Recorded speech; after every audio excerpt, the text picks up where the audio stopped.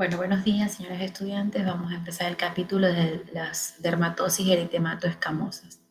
Veremos psoriasis, dermatitis o dermatosis seborreica, pitiriasis rosada. La psoriasis es una enfermedad cutánea inflamatoria crónica genéticamente determinada, que no es lo mismo que decir que sea congénita.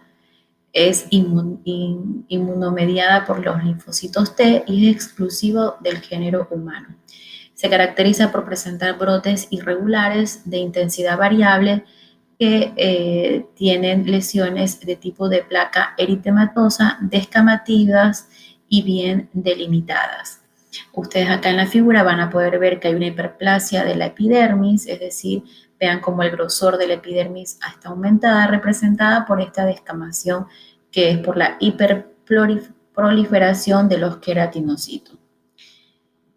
¿Cuál es la etiología de la psoriasis? Pues la psoriasis tiene una base genética.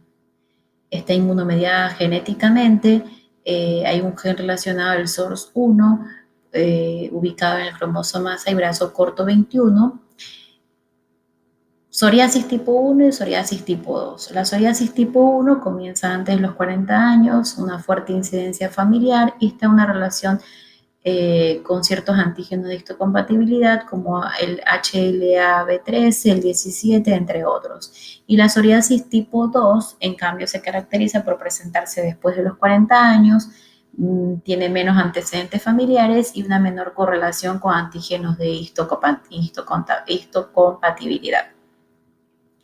¿Qué significa esto? Que la psoriasis realmente tiene una base genética, hay una fuerte predisposición genética y existen factores desencadenantes como traumatismos externos, entre ellos el fenómeno isomórfico de Kepner, que hablaremos a continuación, infecciones, entre ellas el estreptococo, que nos da, por ejemplo, una faringoamigdalitis y posteriormente la presentación de la psoriasis gutata, fármacos como el litio, betabloqueantes, antipalúdicos, antiinflamatorios, corticoides y factores psicógenos y cambios climáticos. Y entre ellos es muy importante mencionar al estrés. Factores metabólicos y endocrinos. Se menciona que los pacientes con psoriasis tienen un aumento del riesgo cardiovascular. Por eso uno de los impactos en el tratamiento o lo que uno tiene que fijarse muy bien es en que el paciente, además de tener su problema cutáneo, es un paciente de manejo multidisciplinario, muchas veces con un endocrinólogo. También hay que cuidar su parte cardiológica, un paciente que necesita valoración con el nutricionista. Realmente es un manejo multidisciplinario. Y lo otro, como les mencionaba, el estrés emocional influye mucho en los factores desencadenantes en la presentación de la psoriasis. Esto es un poco para explicar un poco la fisiopatología de la psoriasis. Vean ustedes cómo interviene interleuquina, entre ellas la 23, 17, el TNF-alfa. Todo esto causa una inflamación crónica y en los recuadros anaranjados toda la medicación y dentro de ellos anticuerpos monoclonales que podrían actuar en las diferentes cadenas o vías de señalización que se presentan en la psoriasis. La epidemiología, ¿a quién afecta la psoriasis? Realmente recuerden la predisposición genética y de que es mucho más frecuente en etnias de países como Norteamérica. Sin embargo, en Sudamérica se presenta en una menor proporción, pero probablemente ha sido incluso infradiagnosticada. No se ha observado diferencia en cuanto a los diferentes sexos, aunque se menciona que probablemente en las mujeres es de un inicio más temprano, pero acá sí es algo muy importante, que el 90% de los casos corresponde a una psoriasis vulgar, el 10% una psoriasis en gota y una mínima proporción a la psoriasis pustulosa. Es decir, la mayoría de casos de presentación clínica va a ser la psoriasis vulgar o psoriasis en placa. ¿Cuál es el cuadro clínico de la psoriasis? La psoriasis se caracteriza por ser placas eritemato-descamativas bien limitadas y también estos límites no son activos para hacer diagnóstico diferencial con una tiña corporis en donde los límites son activos, tienen un crecimiento centrífugos. En la psoriasis no.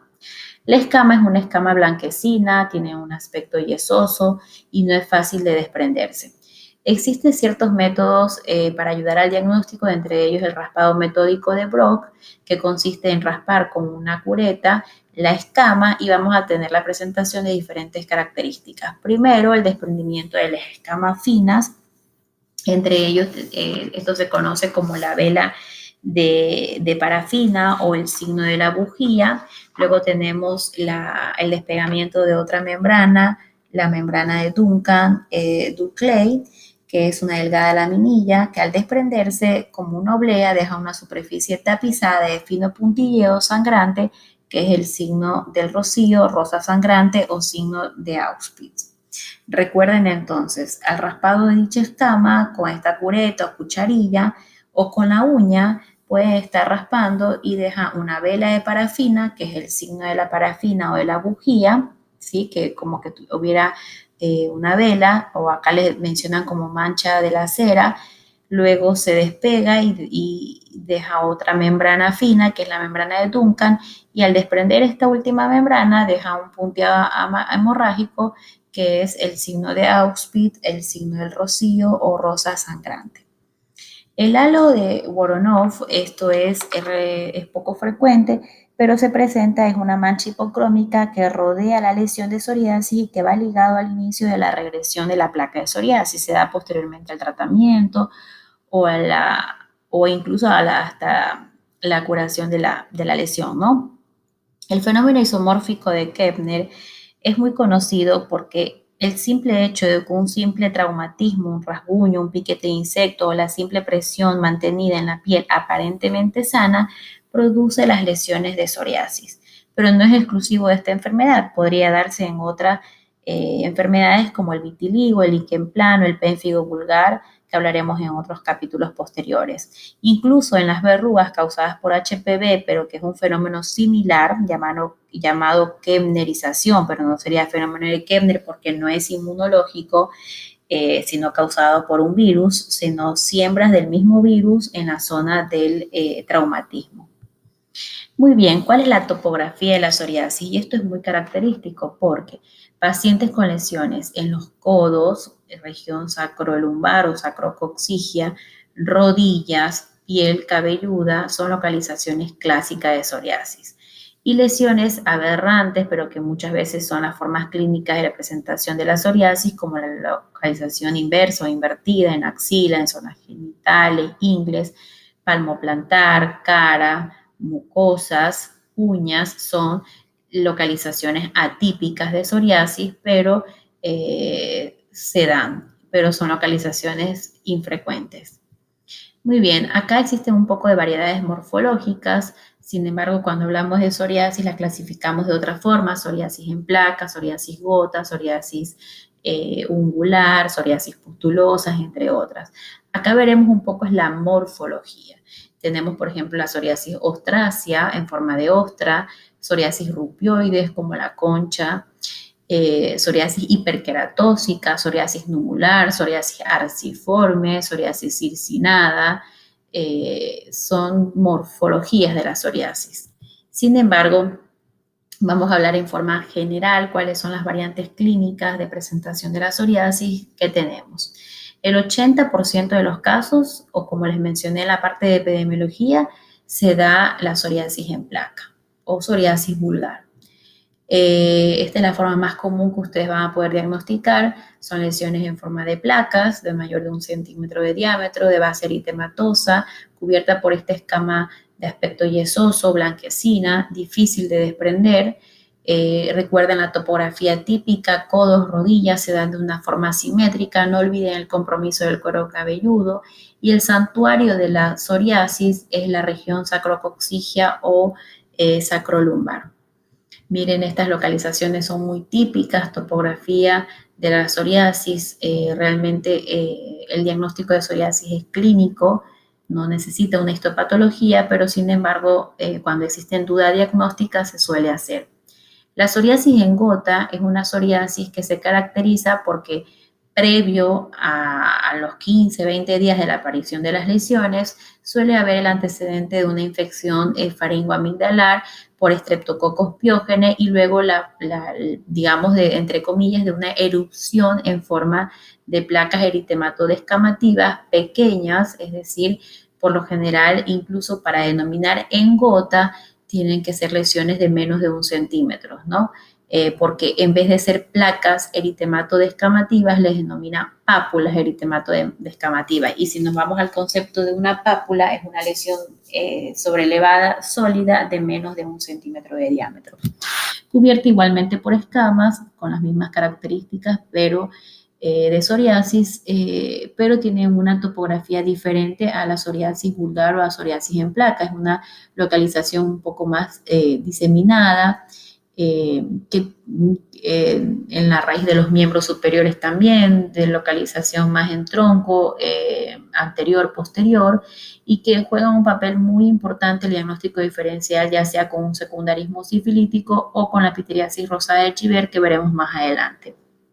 La psoriasis pustulosa, el libro se los menciona como una complicación, sin embargo, hay una psoriasis pustulosa localizada y una psoriasis pustulosa generalizada de tipo Bunsen-Bunch, que sí se podría considerar más bien complicación, pero la psoriasis localizada tenemos dos variedades, la que se da en palmas y en plantas, que es la de Barber, y la acrodermatitis continua de Alopeau, que se da en lo que son las falanges distales de los dedos o la falange medio distal. Pueden acompañar lesiones de psoriasis vulgar adicionalmente, ¿no? Y la psoriasis pustular generalizada de tipo Bunsen-Bunch es una psoriasis que se presenta probablemente posterior al discontinuar algún tipo de tratamiento, entre ellos corticoides, y se da fiebre de varios días de evolución, el desarrollo agudo de pústulas estériles, no es una sobreinfección, porque vemos pústulas, pensamos que es una infección bacteriana y es muy usual ver que al paciente lo cubren de antibióticos. Sí, se disemina por todo el tronco, o sea, es muy generalizada. Vean este paciente, es un paciente que realmente tiene un mal estado general, pero es porque, no tanto por una sobreinfección, a pesar de tener pústulas con pus, pero son estériles, realmente es por su gran compromiso y extensión de superficie corporal y se comporta como un paciente, un gran quemado. Tenemos la psoriasis inversa o la psoriasis invertida, que compromete pliegues. Miren cómo este pliegue interglúteo da la impresión de algún intertrigo, algo sobrebacteriano. Igualmente aquí diagnóstico diferencial con una cándida, con una tiña, pero son lesiones mucho más rojas, brillantes, que nos da psoriasis inversa. Y en estos casos, por ejemplo, de duda diagnóstico, es donde amerita a realizar probablemente una biopsia para llegar al diagnóstico histopatológico. La psoriasis ungular, la psoriasis compromete uñas como otras enfermedades, por eso estos no son tampoco signos exclusivos de psoriasis. Encontrar hoyuelos, pitting, son ese puntilleo a nivel de la lámina ungular, que es conocido como el signo del dedal. Mancha en aceite, esta coloración amarillenta que se da también por el despegamiento de la lámina con el lecho, la onicolisis también se da en la psoriasis ungular, las hemorragias en astillas, que son este puntillo hemorrágico en forma longitudinal también presente en los pacientes con psoriasis. Algo importante de mencionar en la psoriasis ungular es que el compromiso de la uña se asocia con artropatía en el 50-80% de los casos. Muy bien, y como complicaciones tenemos la psoriasis eritrodérmica. Recuerden que la eritrodermia es el compromiso de más del 90% de la superficie corporal. Es un paciente que se comporta como un quemado, igualmente que la psoriasis pustulosa generalizada. Es un paciente que pierde mucha proteína, mucho líquido, pierde esta barrera que nos protege contra el medio externo. Entonces, un paciente que está en mal estado general. Existen múltiples factores desencadenantes para la presentación, para esta complicación, entre ellos corticosteroides en áreas extensas de la superficie corporal y sobre todo su discontinuación o la discontinuación o suspensión abrupta de terapias sistémicas, entre ellos los corticoides u otras terapias sistémicas, e incluso podría darse como complicación de un tratamiento que es la fototerapia. Este es un paciente de 44 años de edad también que debuta con esta eritrodermia, muy mal estado general, es un paciente que requiere internación.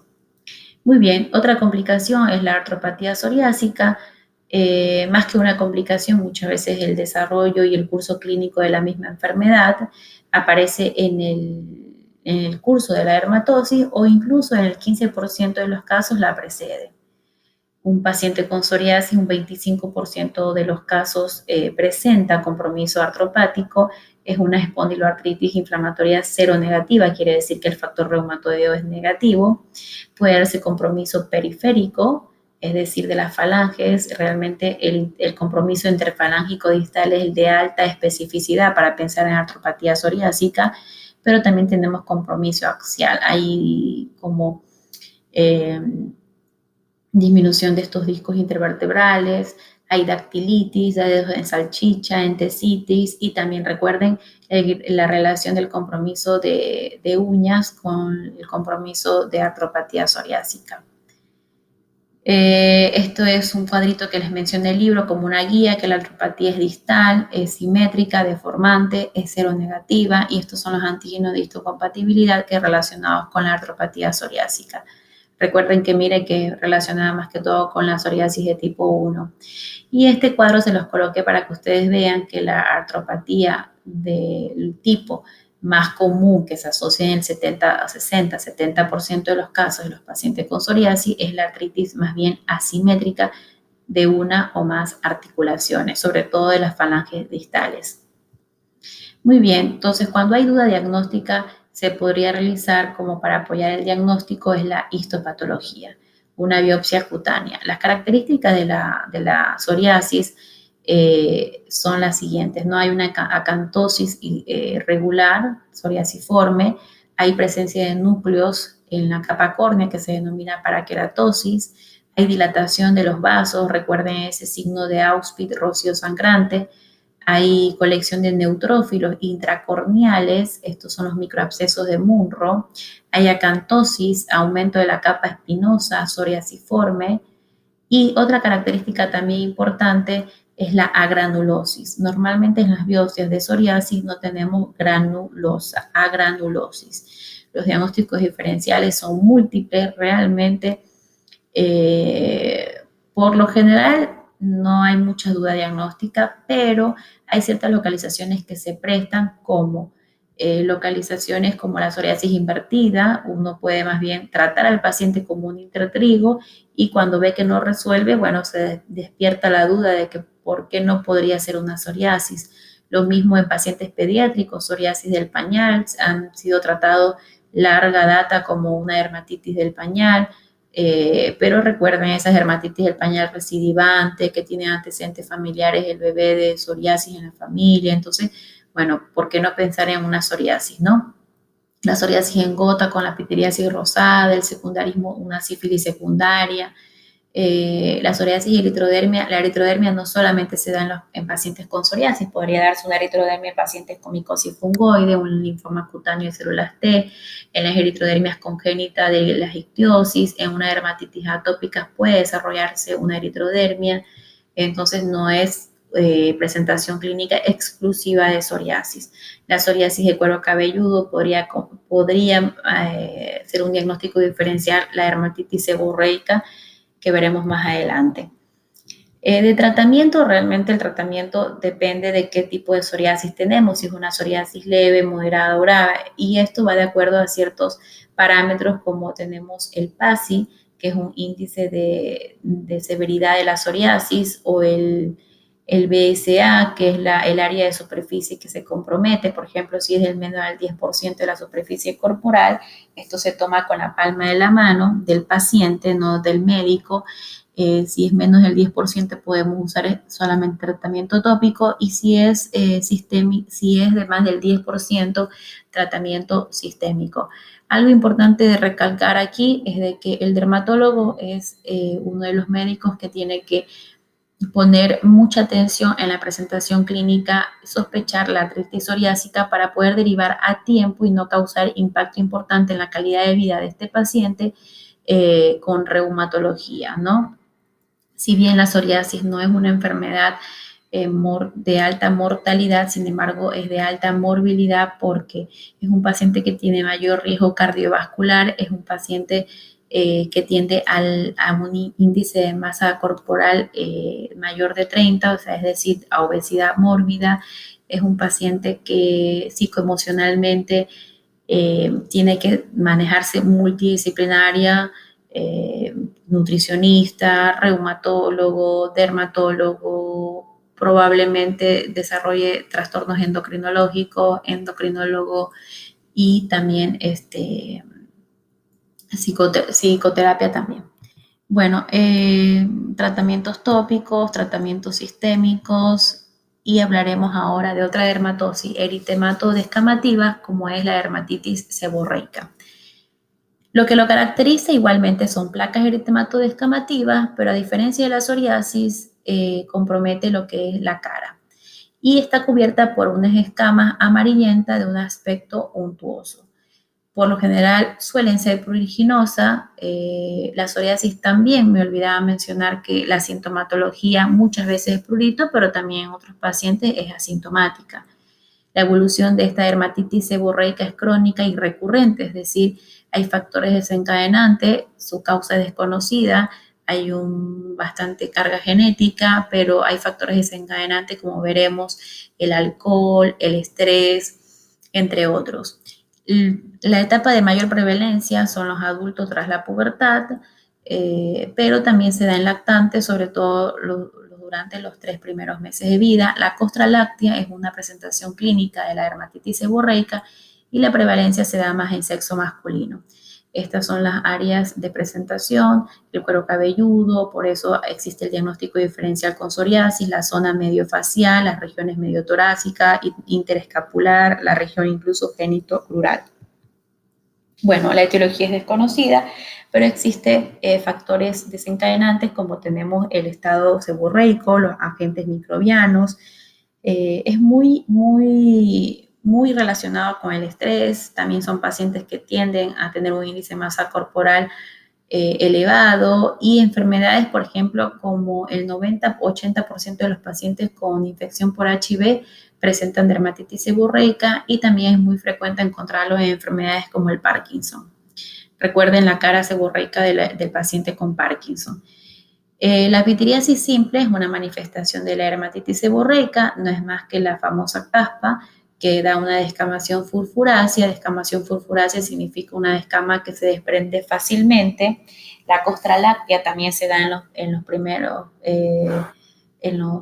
meses de vida. Esta costra, esta escama blanco-amarillenta, muy untuosa, que es difícil de sacar, de retirar en un bebé. La corona seborreica, que se da en la implantación del cuero cabelludo, muy parecido a la psoriasis. La blefaritis seborreica, pacientes con escamas a nivel de los párpados.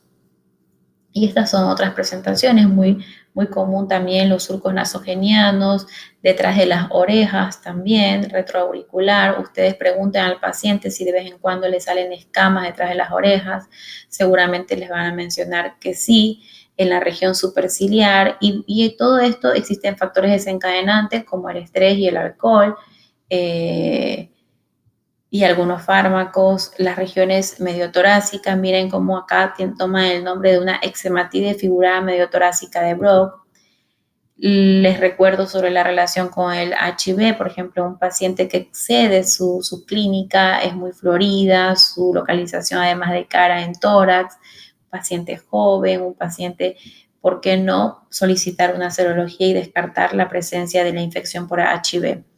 Esto simplemente para mencionar un poco las diferencias, porque es muy usual que se presenten bebés de 1 o 2 meses de edad con algunas características que amerita diferenciar entre si es una dermatitis seborreica o una dermatitis atópica.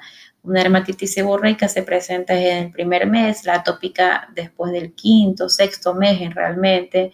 La dermatitis seborreica, además del cuero cabelludo, también zonas genitales. En cambio, la dermatitis atópica es más en mejillas. La lesión elemental es escamocostra en la seborreica. En la dermatitis atópica me da más como un tipo vesícula, eczema. La duración, la dermatitis atópica, el paciente que va a ser atópico dura varios años. En cambio, el niño, por lo general, el lactante que nace con esa costra láctea, por lo general después va mejorando. Es una dermatosis que mejora con la edad, pero probablemente posteriormente en la pubertad o en la etapa adulta puede volver a tener los síntomas, ¿no? Muy bien, y en tratamiento, si es realmente muy localizada, pues usaremos, a mí me gusta usar mucho el ketoconazol en shampoo, y si es una dermatosis que está un poco más generalizada, que compromete cara, tronco, cuero cabelludo, pues podemos usar alguna de estas medicaciones orales, entre ellas el itraconazol, 3, 4 semanas. Muy bien, y para terminar en las dermatosis eritematoidescamativas tenemos la pitiriasis rosada de Chiver.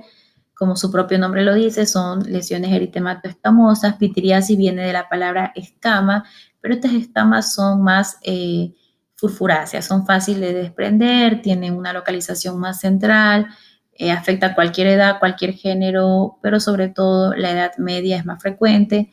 Es una forma estacional, sobre todo en los países donde hay varias estaciones, otoño y primavera. Sin embargo, en nuestro medio realmente es durante todo el año. No es transmisible, quiere decir que no es que presenta un miembro de la familia y se van a contagiar todos los que viven en casa. La etiología es desconocida. Alguna literatura menciona la relación con el herpes virus 6 y 7 y picornavirus, pero no existen demasiada evidencia científica. ¿Cómo se presenta el cuadro clínico? Primero aparece esta lesión única, el medallón heráldico, en el 50 al 90% de los casos. Probablemente puede ser única o muchas veces, o perdón, en un 5% puede ser múltiple. Es asintomática, de color rosado, con descamación fina que crece hacia la periferia. Tiene una escama central que va creciendo hacia fuera de forma centrífuga. Puede ser de varios tamaños, desde muy pequeña hasta 10 centímetros. Después de 5 días a 4 días hay una erupción secundaria, ¿no? Las mismas lesiones, pero de tamaño más pequeños. Y suele persistir 2, 6 semanas e incluso a veces puede tardar meses en desaparecer. En la zona de la espalda da una imagen característica que es el árbol de Navidad.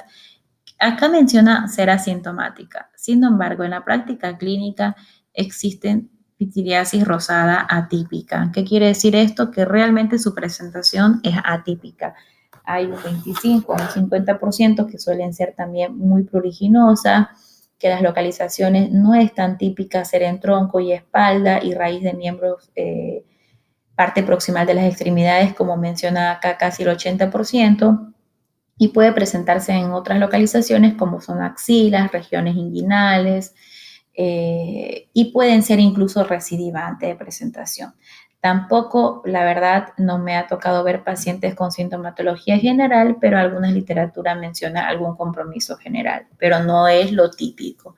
Este es el medallón heráldico, tiene una escama central, y luego aparecen a las semanas estas lesiones múltiples de la misma morfología, pero de menor tamaño. Tiene un color rosado, depende mucho también a veces del fototipo del paciente. Hay unas que tienden a la hipocromía, si tienen un fototipo a veces mucho más alto. Y este es la presentación clínica del árbol de Navidad, pero no es patognomónico, no siempre voy a encontrar esta localización. Muy bien, acá tenemos otras presentaciones para que ustedes vean esta escama, que no es como en la psoriasis, que es una escama mucho más blanquecina, esta lesión del medallón heráldico. Siempre hay buena práctica de cuando ustedes vean y sospechen pitiriasis rosada, preguntarle al paciente si notó que alguna lesión apareció primero, días previos o semana previa, ¿no? Hay que hacer diagnósticos diferenciales, recuerden, con erupciones por fármaco, dermatitis de contacto, psoriasis en gota, secundarismo sifilítico, tiña corporis y psoriasis en placa o parapsoriasis en placa. El tratamiento realmente no es para que ustedes receten jabón suave, Nutratopic, no. Realmente es para que ustedes se lleven que el tratamiento no es específico. Desaparece esto de forma espontánea, es autoinvolutivo, pero si es muy sintomática o causa leve prurito, pues utilizaremos antihistamínicos, humectaremos la piel con algún jabón ideal, alguna crema humectante, Y esto mencionan que en algunos casos, como está relacionado con el lupus, algunos autores han utilizado algún retroviral tipo aciclovir, valaciclovir y otros, por ejemplo, acitromicina. Realmente no encontré mucha literatura sobre eso y la verdad en la práctica clínica suelen resolverse de forma espontánea y uno trata las pitiriasis rosadas que suelen causar prurito.